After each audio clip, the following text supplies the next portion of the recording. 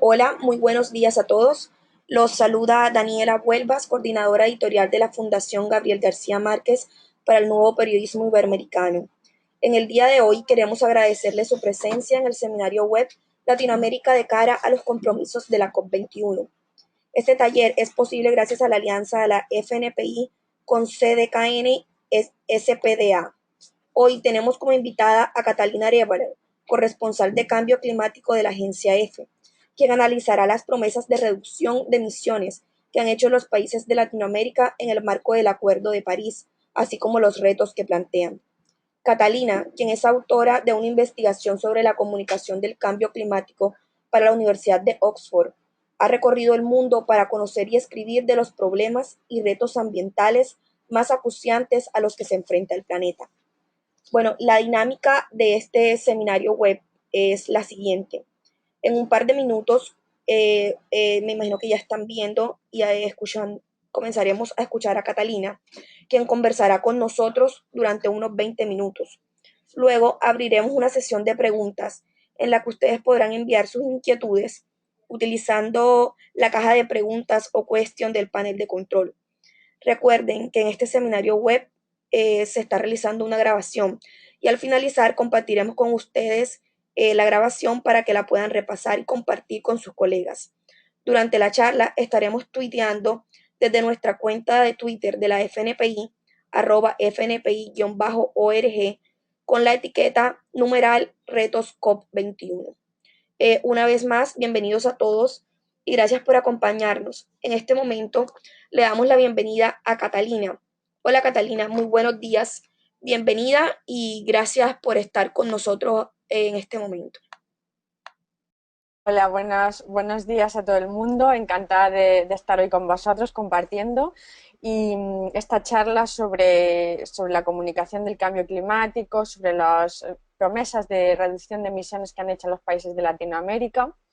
Y bueno, yo siempre mantengo que una charla hoy día de una hora es algo tremendamente aburrido, con lo cual quiero que tengamos como una interacción y una conversación entre todos los que estamos aquí participando en este diálogo, y yo voy a empezar por hacer una introducción sobre cuáles son los compromisos que han hecho los países de Latinoamérica de cara al Acuerdo de París, qué implican esos compromisos, ¿no? Y cómo pueden evolucionar en los próximos años. Y a raíz de ahí, de esa introducción que yo voy a hacer, me gustaría recibir vuestras preguntas y poder responder y mantener un diálogo con vosotros, ¿no? Para ver también los temas que más os interesan y no dejar de tocar algo que a alguno de los presentes pueda parecerle interesante.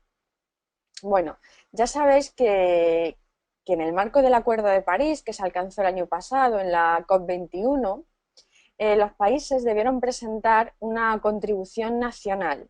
Esta contribución en la jerga de las Naciones Unidas se llamó Intended Nationally Determined Contribution. La sigla es INDC, ¿no? Es como se le llama en esta jerga, ¿no? Entonces, finalmente quedó como en la libertad de los países qué es lo que debería de estar en ese compromiso, ¿no? Cada país debía decidir qué estaba dispuesto a prometer, a comprometerse de cara a ese acuerdo, ¿no? Esas promesas se presentaron. Yo creo que en general en Latinoamérica los países han sido bastante ambiciosos, ¿no? De hecho, en la cumbre del clima de París hubo quien comentaba, ¿no? que países mucho más grandes, emisores y ricos, pues deberían de estar avergonzados, ¿no? Ante promesas como por ejemplo las presentadas por Perú, por Colombia, por México, ¿no? Y en general, ya os digo que la ambición de esas promesas fue bastante elevada. Y por supuesto, la participación de la región, de Latinoamérica, muy positiva y siempre en el lado de la ambición y de alcanzar lo máximo posible. Como bien sabéis, en la cumbre de París existió esta coalición que se llamaba Coalición por la High Ambition Coalition, ¿no?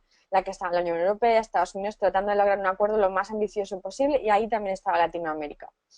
Pero bueno, no quiero desviarme.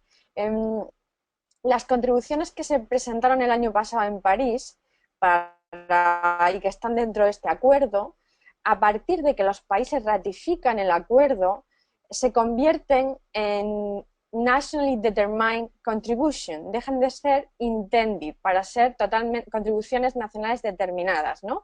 Yo en español siempre me refiero a ellas como contribuciones o como compromisos o promesas nacionales de reducción de emisiones, ¿no?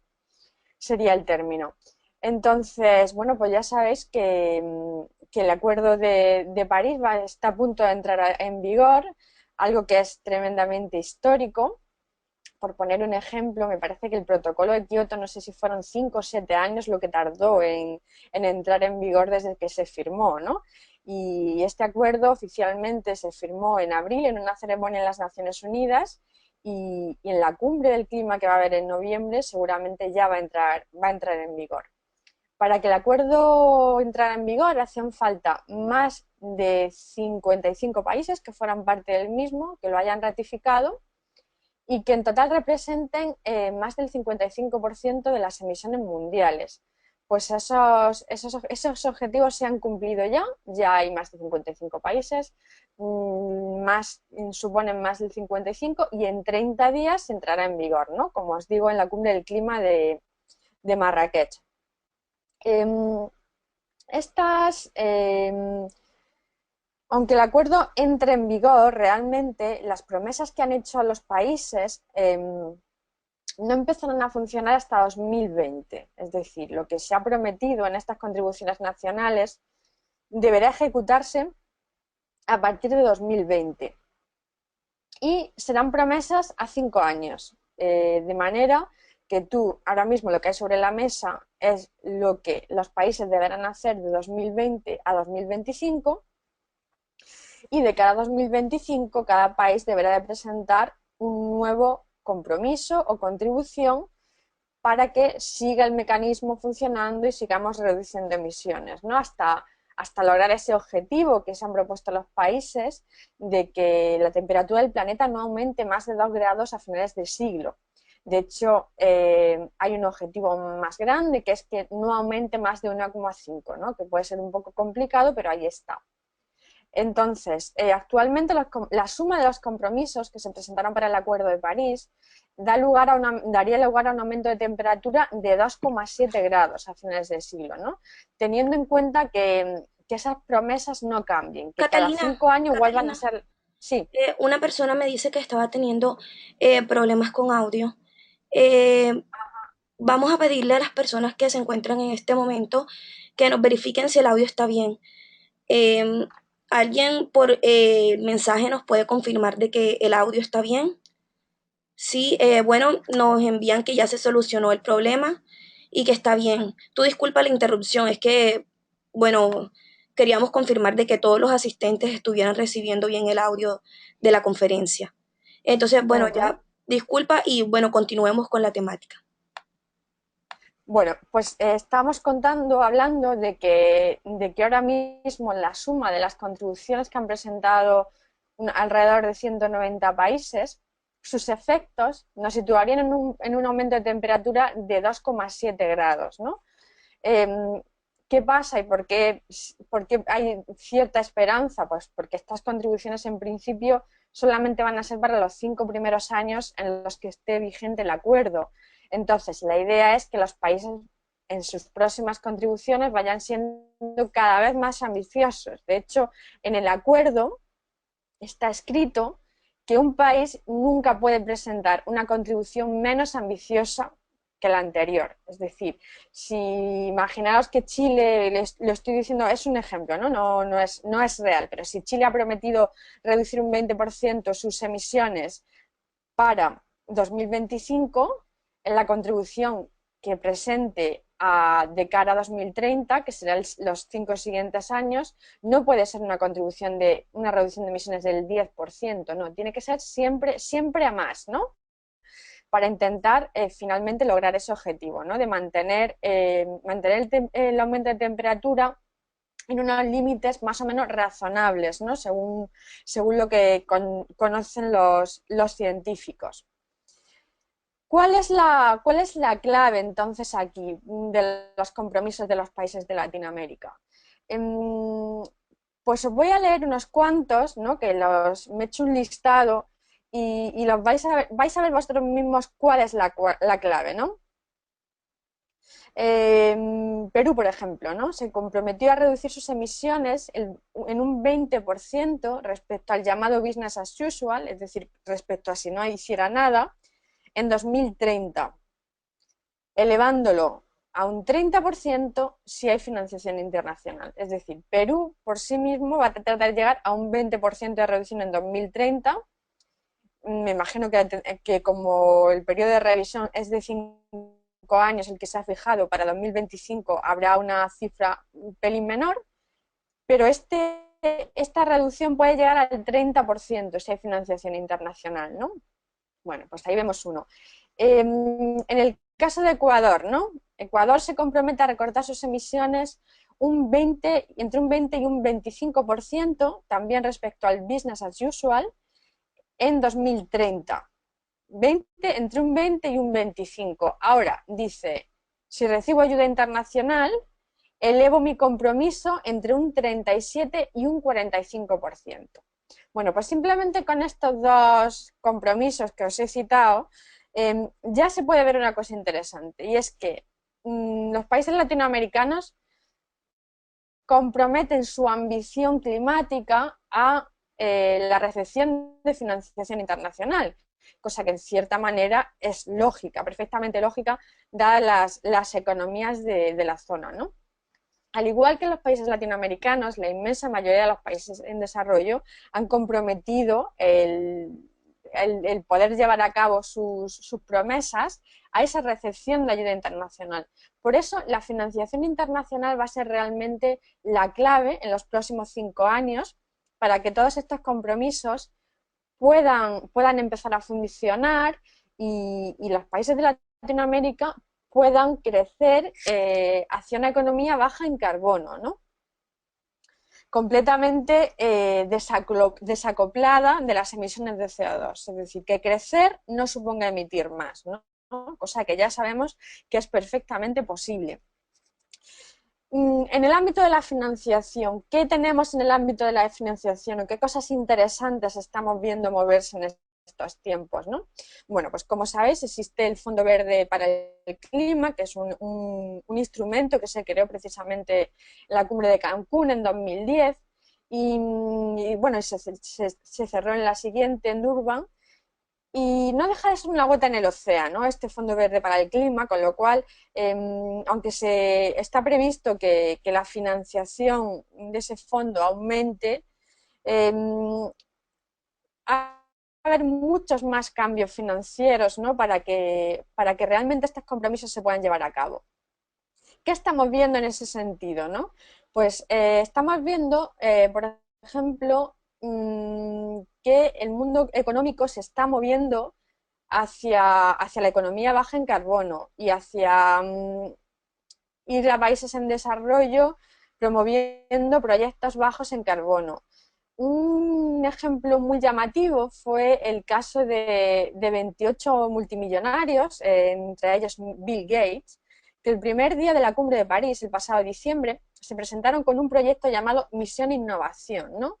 En el que se comprometían a invertir miles de millones de dólares en, en tecnologías, en investigación para desarrollar la nueva economía baja en carbono, es decir, el nuevo mundo con un nuevo modelo de desarrollo al que nos dirigimos, sin duda. Porque, bueno, no dirigirse a él realmente es nuestro fin, entonces no nos queda otra, ¿no? Yo creo que lo que quedó claro en el Acuerdo de París es que vamos a otra nueva forma de desarrollo.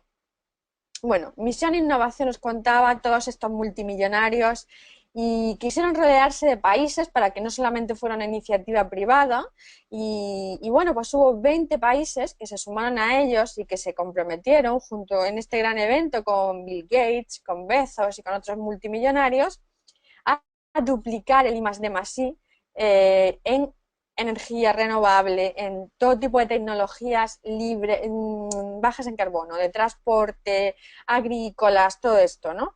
Entre esos 20 países, he de decir que había 2 de Latinoamérica, que fueron Chile y México, ¿no?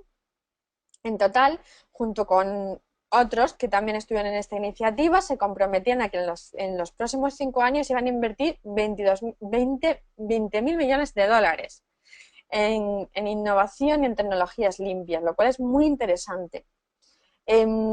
Seguramente os suena una persona que es Cristiana Figueres, es la persona que ha dirigido la Convención de Cambio Climático en los últimos 6 años, hasta ser sustituida por otra persona de habla hispana, con lo cual tenemos que estar muy contentos, Patricia Espinosa, la mexicana. Cristiana era de Costa Rica y ahora tenemos pues a una jefa de cambio climático de Naciones Unidas que de nuevo también es latinoamericana, Patricia Espinosa, ¿no? Bueno, Figueres, yo creo que este problema, este gap de financiación entre lo que tenemos y lo que realmente necesitamos, ha sido muy consciente de él, ¿no? Entonces ella, al dejar su posición el pasado julio, ha montado una cosa que están haciendo ahora mismo y que se llama Misión 2020. 2020, que es cuando empiezan a rodar, a funcionar las promesas que han hecho los países. Ella quiere movilizar flujos financieros hacia países en desarrollo, Latinoamérica incluida, ¿no? Para que empiecen a poner en marcha lo que van a necesitar para reducir emisión.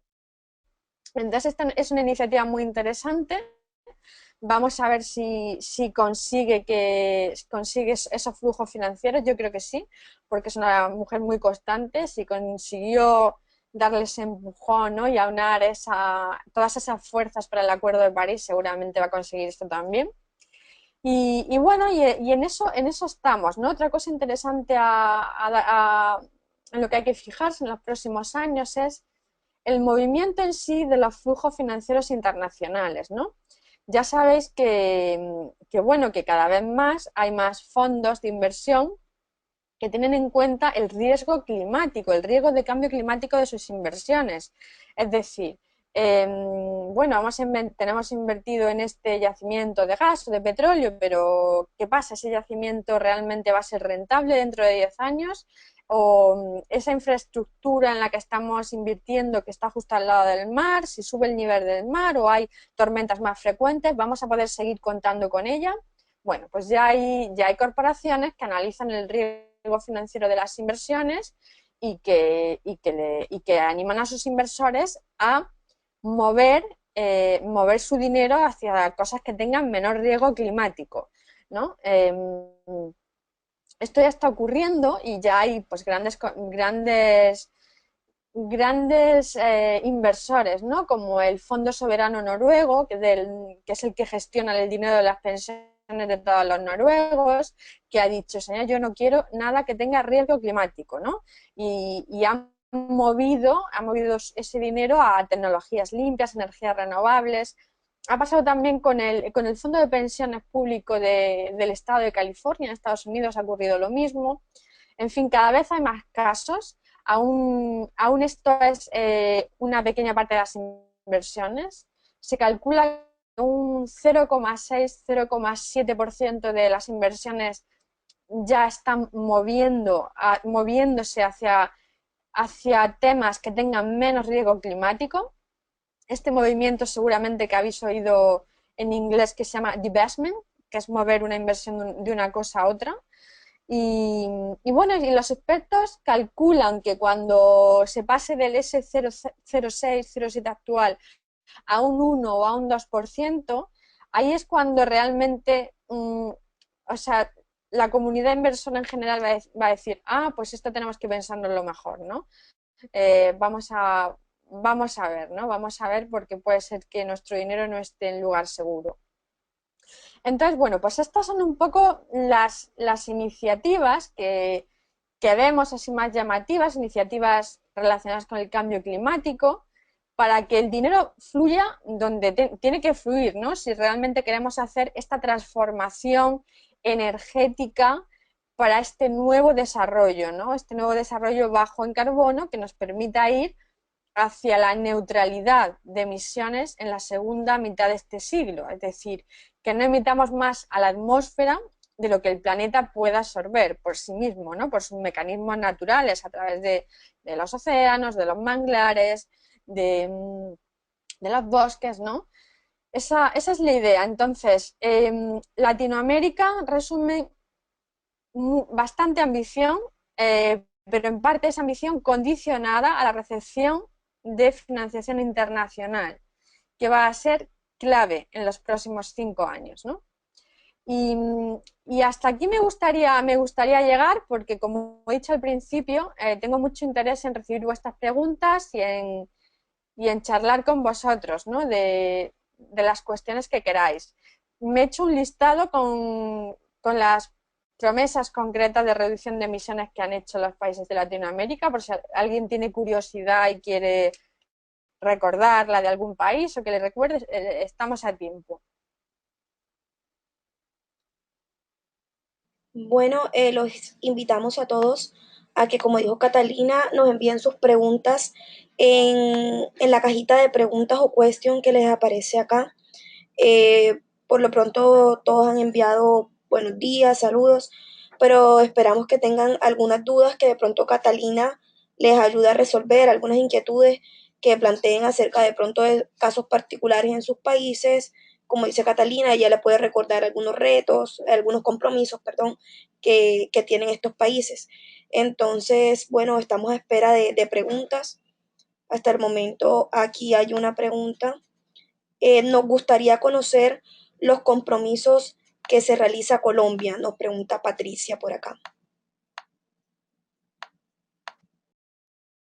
Bueno, pues Colombia se ha comprometido a reducir sus emisiones un 20% respecto al business as usual, es decir, respecto a si no hiciera nada, en el año 2030. Me imagino que para 2025 será como un 10%, pero bueno, no lo aclaran porque como al principio no se sabía si se iban a hacer promesas para 5, para 10 años, muchos países, incluidos la Unión Europea, han hecho esta promesa para 2030. Entonces esto tiene que quedar en un 25%.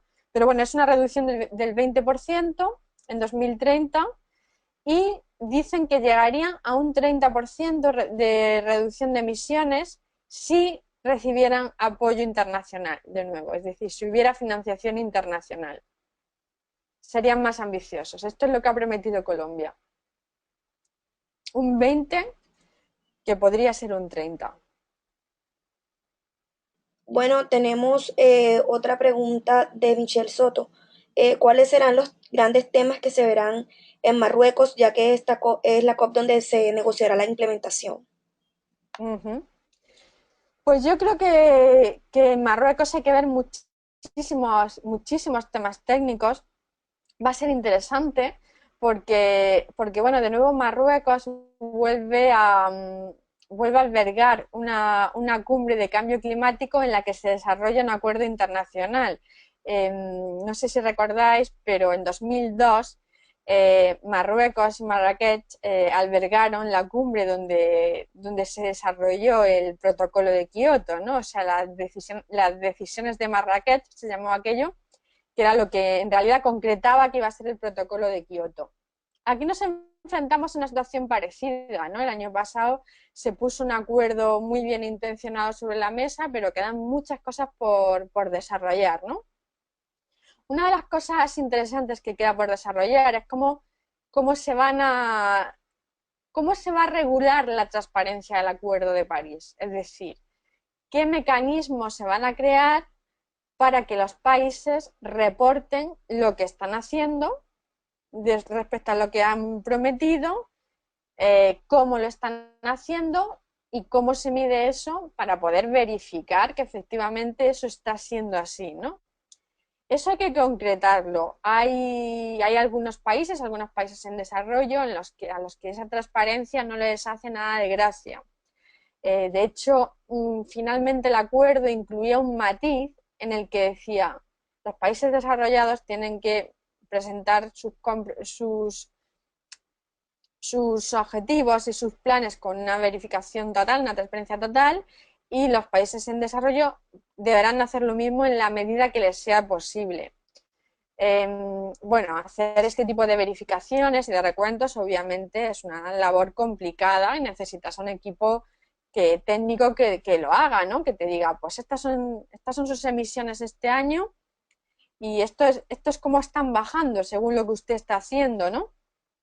Pero claro, eso hay que verificarlo, es un tema complejo y sí que es cierto pues, que los países en desarrollo necesitarán cierto apoyo, ¿no? Para poder poner en marcha esos procedimientos, ¿no?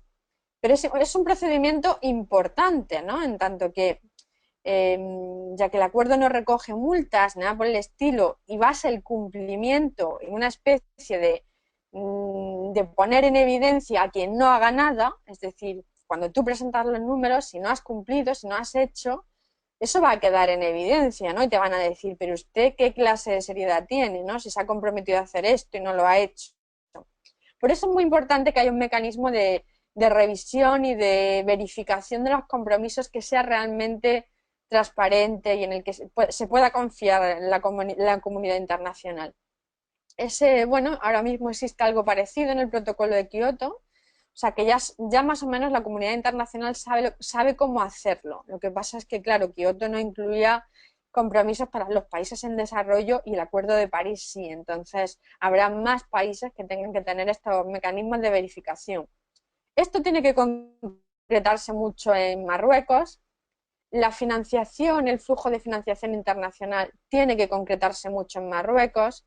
¿Cómo se va a hacer la transferencia de tecnología? Es decir, cómo los países más ricos o que mejores I más D, innovación y tecnología tengan, cómo van a transferir eso para que los países menos ricos puedan, puedan avanzar también hacia ese desarrollo bajo en carbono sin grandes costes de patentes y todo esto. Será otro de los temas. Y luego me da la sensación de que Marruecos y los países africanos en sí quieren centrar mucho esta cumbre en la agricultura. La agricultura es uno de los sectores más emisores en África y en los países africanos, ¿no? Y es una de las claves para la reducción de emisiones en estos países en el futuro. Entonces me da la sensación de que van a poner ese tema en lo alto de la agenda, de la cumbre, ¿no? Pero bueno, creo que estamos ante una cumbre bastante técnica en la que queda mucho por desarrollar, que se va a iniciar con un clima muy positivo porque es una cumbre va a arrancar con un acuerdo que ya ha entrado en vigor en un tiempo récord, ¿no? Y, y bueno, que va a demostrar que el pulso sigue ahí, ¿no? Que el pulso de políticos, mundo empresarial, sociedad civil, sigue así. Y yo creo bueno, que eso está bien, que eso es inmensamente interesante para seguir avanzando y me da la sensación bueno, de que va a ser una cumbre interesante, aunque técnica va a ser bastante interesante. Creo que no sé quién me contaba que ya se han acabado hasta las acreditaciones de prensa, o sea que un mes antes ya había muchísima más gente de la que cabe para querer acreditarse como periodista, lo cual es una tremenda buena señal porque los periodistas tenemos que estar ahí, ¿no? Traqueando que los políticos cumplen y se hace lo que se ha pactado, ¿no?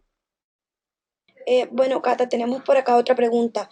¿Cómo crees que podrían cubrirse mejor este tipo de temas en medios? ¿Tienes algún consejo? Sí, para cubrir este tipo de temas, en primer lugar hace falta una especialización, ¿no? Son temas muy complejos que requieren de que el periodista haya leído bastante, que haya tenido bastante, que tenga bastante tiempo para hablar con las fuentes, ¿no? Que es algo que sabemos que hoy es complicado en las redacciones, ¿no? Disponer de ese tiempo para aprender y para especializarte. Yo creo que eso es fundamental. Es fundamental también hacer una cobertura regular y periódica del tema. Es decir, si tú de repente llegas y a tus lectores o a la gente que te ve en televisión o te escucha en la radio o te lee en internet le hablas de una cumbre del cambio climático en Marrakech, la gente va a decir, ah, vale, otra vez un grupo de políticos reuniéndose, ¿para qué? Para gastar dinero, para no llegar a ninguna conclusión. Entonces, la gente no entiende nada, lo ve todo de una manera muy negativa. Con lo cual, lo suyo es que durante todo el año pues estemos contando este tipo de historias, diciendo por qué son importantes, qué nos jugamos en ellas, es decir, tenemos que cambiar muchas cosas en nuestra manera de vida para avanzar a ese desarrollo que es el que nos va a salvar de un cambio climático catastrófico, ¿no? O sea, no hay que ser catastrofistas, hay que contarle siempre a la gente que se pueden hacer cosas. Estamos a tiempo y de que hay muchas cosas que hacer para que la gente quiera seguir leyendo y escuchando y aprendiendo de lo que le vamos a contar. Ahora, hay que mantener el pulso informativo durante todo el año y lo suyo es mantenerlo pues con una especialización, con una dedicación al tema en la medida de lo posible, una variedad de fuentes, es decir, por supuesto las fuentes científicas son fundamentales, las fuentes del mundo económico, las fuentes políticas, de la sociedad civil, de las ONGs, de todas las personas, ¿no? Que están. Esto es una cuestión de. El cambio climático, yo siempre digo esto, ¿no? Que es como tratar de beber agua en una manguera de bomberos. Te salpica el agua por todas partes, porque es un tema que implica muchas cosas. Y desde luego no es un tema, no es solamente un tema ambiental. O sea, o casi nada un tema ambiental. Ante todo, es un tema de seguridad, de seguridad nacional, alimentaria, de salud, es un tema de economía, de, de muchas caras, ¿no? Es un tema muy complejo, por eso yo insisto mucho en que una persona que escribe una vez al año, una vez cada 5 años de cambio climático, pues tengo mis dudas de que pueda contarlo bien, ¿no? Comunicarlo bien, porque es un tema tan difícil que hasta las personas que estamos día a día escribiendo de él nos cuesta, con que no me quiero imaginar a alguien que lo toca de manera tan eventual. Entonces, especialización, dedicarle tiempo, contarlo durante todo el año y siempre darle el enfoque de las soluciones, de que es posible hacer cosas. Sí, contar la solución y no dar un enfoque completamente catastrofista, porque con ese enfoque nadie quiere leer cuando no se puede hacer nada. Cuando tú le vas a contar una mala noticia en la que no hay nada que hacer para solucionarla, apaga y vámonos. Entonces, vamos a tratar de ser lo más positivos posible. Esos son así a bote pronto, mis consejos. Bueno, ahorita nos preguntaron acerca de los consejos del cubrimiento. Ahora hay una persona, Luisa Fernanda Ortiz, que nos pregunta acerca de cómo posicionar este tema tan importante en los medios, cómo hacer que de pronto que las personas prefieran este tema a leer este tema sobre otros o que ocupen portadas de periódicos o noticias principales en radio, televisión. Bueno, pues hay que hacerlo muy explicativo, muy, muy, muy explicativo, ¿no? Yo hice una serie de reportajes el año pasado antes de la cumbre de París, previos a que empezase esa cumbre, en la que, claro, yo muchas veces me preguntaba, estoy hablando, no sé si, es que me parece que estoy hablando como para demasiado ya, en plan, ¿qué es el cambio climático? Claro, es que hay mucha gente, personas mayores o niños, o sea, que no saben bien lo que es el cambio climático, ¿no? Entonces, les hablas de cambio climático y no entienden bien lo que es, ¿no? Y entonces yo creo que hay que ser muy explicativos y no tener miedo a hacer piezas súper sencillas, como que es el cambio climático, eh, qué ocurriría en un planeta con 2 grados más de temperatura, qué podemos hacer ¿Qué podemos hacer en nuestra vida cotidiana, en el día a día, desde que nos levantamos hasta que nos acostamos para combatir el cambio climático?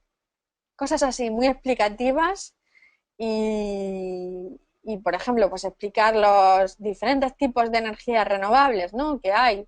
Eh, Contar, ¿es posible un mundo 100% renovable?, ¿no? Mucha gente, muchos expertos creen que sí es posible y te pueden contar cómo, ¿no? Entonces eso, hay muchas historias para hacer este tema interesante y para que la gente lo lea. Entonces hay que hacer primero una cierta labor educativa, sobre todo en los medios generalistas, a los redactores jefes, a los editores, para convencerles de la importancia de este tema y luego pues hay que contarlo bien a la gente, ¿no?, a la audiencia. Bueno, tenemos una pregunta desde Bolivia.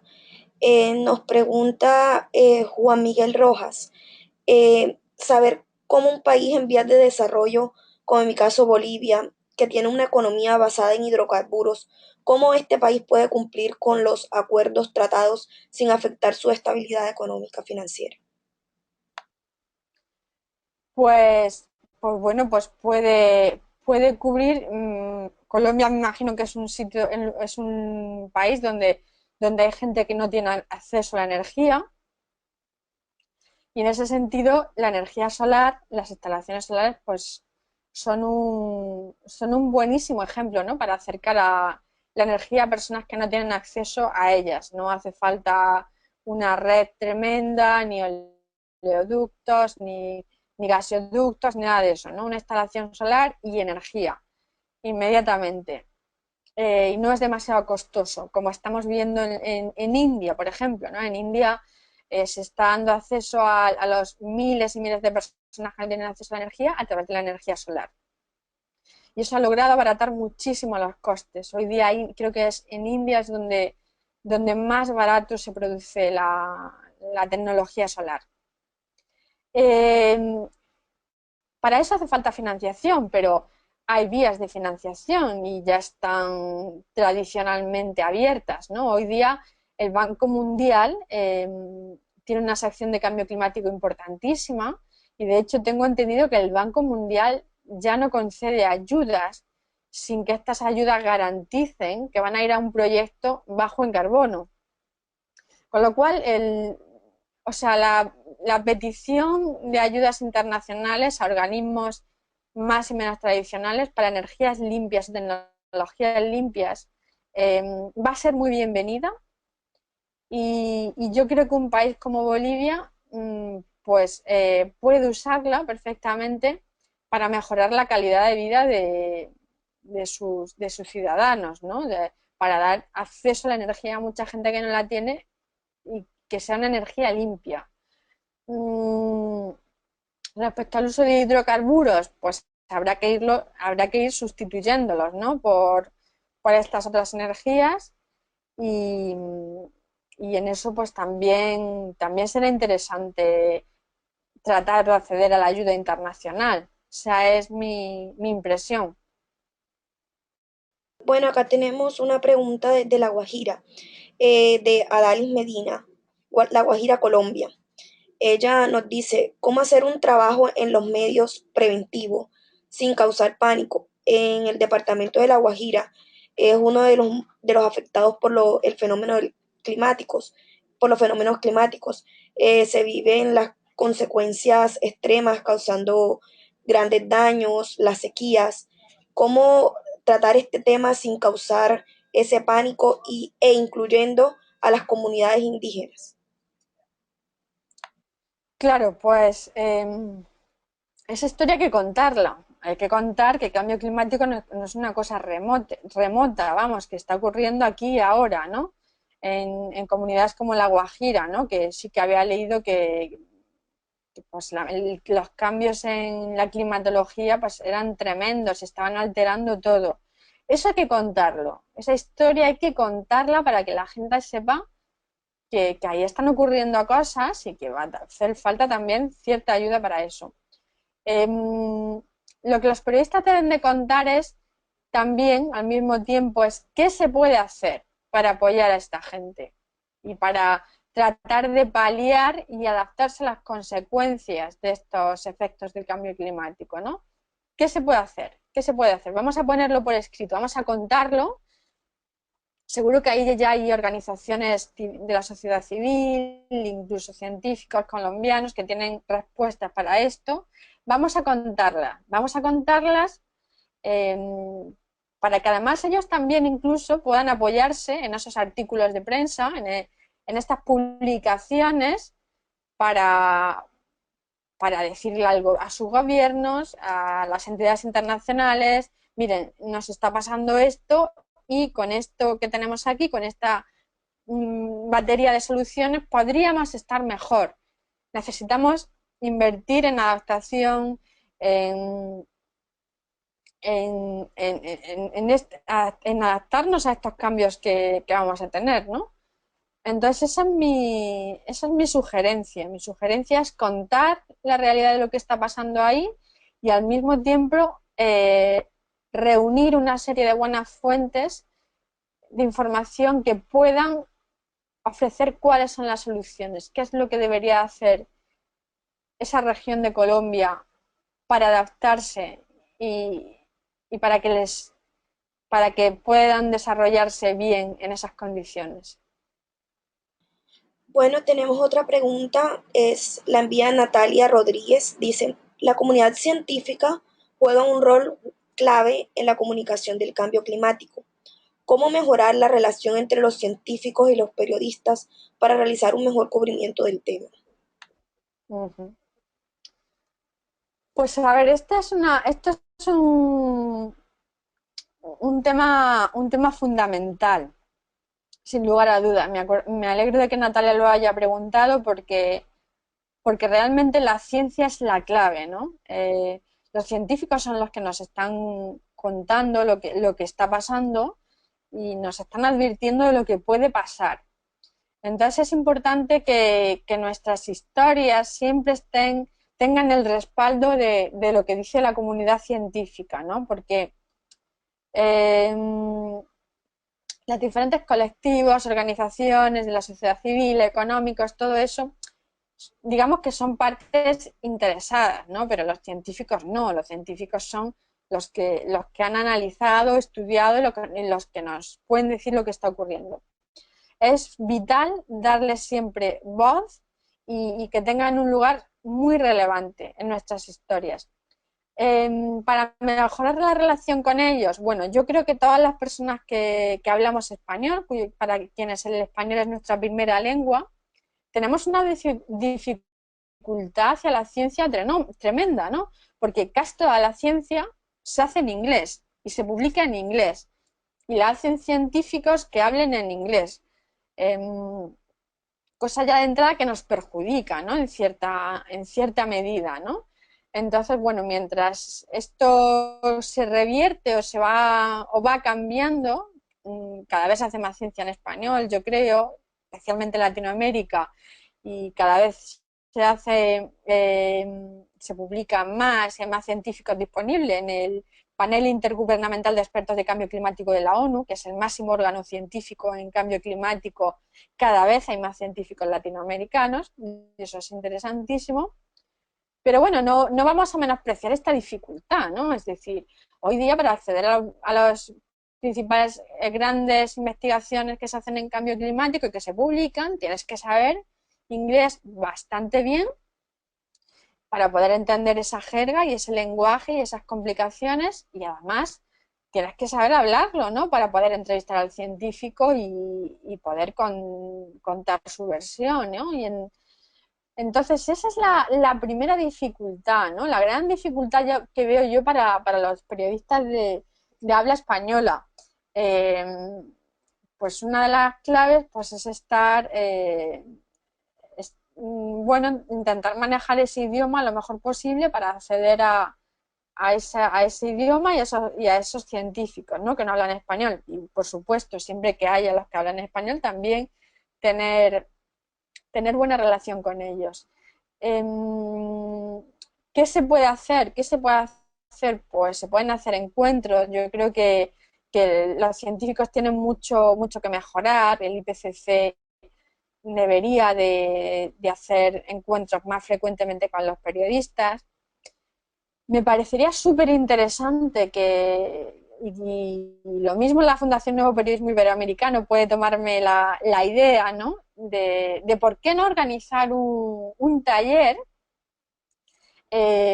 con los científicos del IPCC latinoamericanos, que son unos cuantos de diferentes países, y con periodistas que escribimos de cambio climático en la región. Yo creo que esto sería súper interesantísimo, ¿no? Para mejorar la comunicación de la ciencia, hacer nuevas fuentes. Entonces, los científicos podrían entendernos un poco mejor a los periodistas, saber que lo que queremos siempre son pues, un buen titular, algo muy divulgativo, eh, algo que pueda entender una persona de 80 años y una persona de 12 años, ¿no? Entonces eso sería muy interesante. Y al mismo tiempo, pues nosotros también podríamos entenderles a ellos, saber cuáles son los principales retos a los que se enfrenta la ciencia del cambio climático. Eso sería muy interesante para mejorar la relación con científicos. Estaría muy bien. Eso se hace mucho, por ejemplo, en Estados Unidos, en el Reino Unido, pero sobre todo en Estados Unidos, ¿no? Se hace muchísimo. Yo tuve la inmensa suerte de en el año 2013-2014 formar parte del programa Night Science Journalism en MIT, y es un programa que invita a periodistas científicos de todo el mundo a ir a un año allí, a no trabajar en tu medio ni nada, sino a dedicarte a hablar con los científicos, ¿no? A que los científicos te cuenten qué hay detrás, de cómo se hace la ciencia. Eso fue absolutamente interesante para mí. Yo fundamentalmente me dediqué en mi año a hablar con científicos que hacen investigación en cambio climático, y para mí, bueno, para mi comprensión del tema fue fundamental. Pues me alegraría mucho que existiera una beca así, un programa así, para periodistas que hablamos español. Eh, o un encuentro con científicos latinoamericanos que cubren el cambio climático. Eso eh, sería estupendo, y ahí lo dejo caer, por si alguien quiere recoger mi idea. Muy buena idea, Catalina. Bueno, por acá nos envían otra pregunta. Es de Michelle de Costa Rica, Michelle Soto.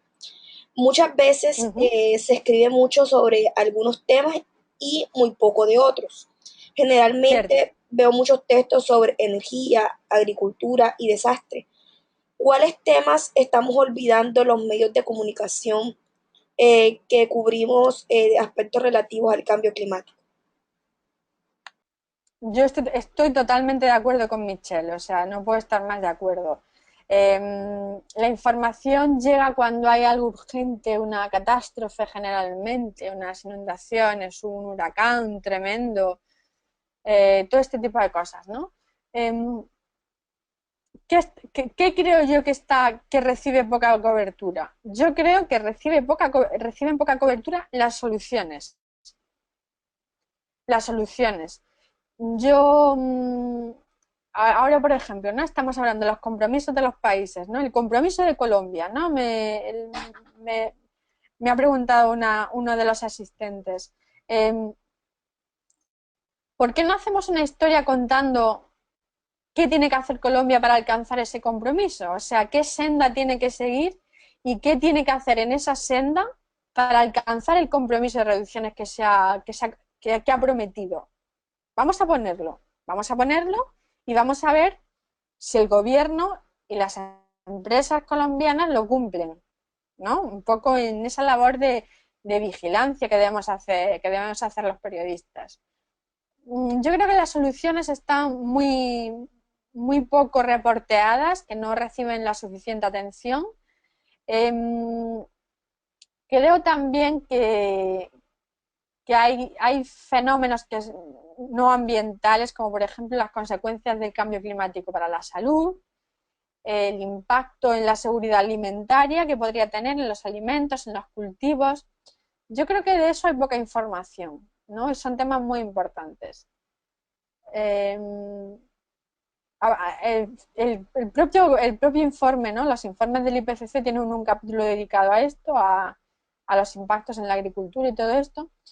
Y raramente se ven reportajes exclusivamente dedicados a eso, ¿no?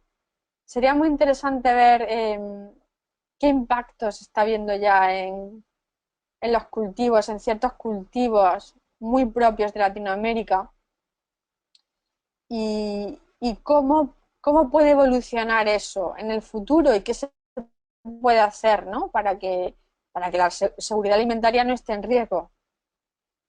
Son algunos temas que a mí me da la sensación de que reciben poca cobertura, de que deberíamos de prestarle más atención en la salud, por ejemplo, ¿no? En las migraciones, ¿no? Personas que sabemos que se van a tener que trasladar del lugar en el que viven porque las consecuencias del cambio climático van a tornar esos lugares, en cierto modo, inhabitables. Esos temas humanos, sociales, reciben poca atención por parte de nosotros, de los periodistas. Bueno, Catalina, ya nos queda poco tiempo. No sé si de pronto quisieras agregar algo sobre esta charla, si te gustaría finalizar con algunas palabras, que ya nos quedan unos pocos minutos, entonces para darle paso al cierre de este seminario web. Bueno, pues me gustaría agradecer muchísimo a todos los que habéis formado parte de este seminario, por vuestra asistencia, por escucharme, por compartir. Gracias inmensas a los que habéis también además querido enviar preguntas. Me han parecido que todas las preguntas han sido muy interesantes. Creo que estamos ante un reto tremendo para todo el planeta, para todo el mundo, pero bueno, concretamente para nuestra región, ¿no? Y, y que tendremos que estar muy pendientes como periodistas para contar este tema bien, saber transmitir su urgencia y al mismo tiempo las posibilidades que hay de solucionarlo, ¿no? Porque es el gran tema. Este es el gran tema del siglo XXI y esperemos que no lo sea del siglo XXII porque hayamos logrado solucionarlo, ¿no? Entonces seguiremos hablando mucho de este tema. Vamos a ver cómo van avanzando las negociaciones, qué van a ir haciendo los países y si va llegando esa financiación tan necesaria, ¿no? Para poder caminar hacia esa economía baja en carbono. Finalmente me gustaría concluir con una frase. Yo creo que el tren hacia un nuevo modelo de desarrollo ya ha salido de la estación y que la clave es montarnos a tiempo antes de que nos quedemos tirados, como decimos en España, ¿no? Tirados en el andén. Entonces vamos a ir montados en ese tren porque ese es el tren del nuevo desarrollo que sin duda alguna debe ser un desarrollo sostenible que devuelva el equilibrio al planeta. Bueno, Catalina, muchísimas gracias por tu participación y también a todas las personas que nos han acompañado en el día de hoy. Les recordamos que esta charla fue posible gracias a la alianza de la FNPI con CDKN SPDA. Esta charla quedó grabada y cuando la editemos, enviaremos la presentación por correo electrónico a las personas que estuvieron aquí en la charla, a los asistentes, para que lo puedan compartir y consultar en cualquier momento. También la grabación será publicada en nuestra página web www.fnpi.org. Nuevamente, muchísimas gracias a todos por habernos acompañado y pues chao, Catalina, gracias. Chao, gracias a todos.